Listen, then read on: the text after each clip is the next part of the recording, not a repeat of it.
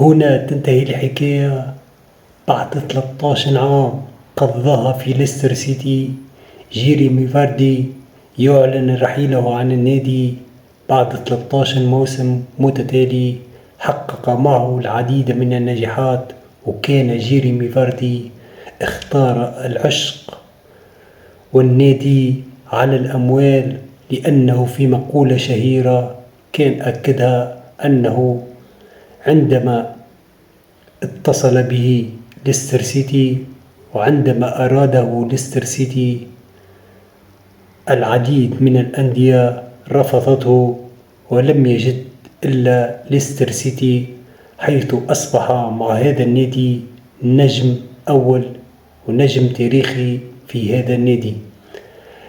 جيريمي فاردي بعد 13 موسم عداها، حقق معه العديد من الألقاب، يبقى أبرزها لقب الدوري الإنجليزي الممتاز اللي حققه مع نادي ليستر سيتي سنة 2016، وقتها كان يلعب في النادي هذا في ليستر سيتي النجم الجزائري رياض محرز.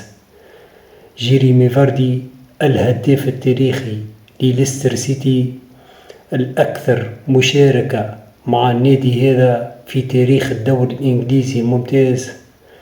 الآن بعد 13 موسم يودع هذا النادي الذي أصبح معه نجم أول ونجم ساطع في كل أنحاء العالم. وداعا جيريمي فاردي.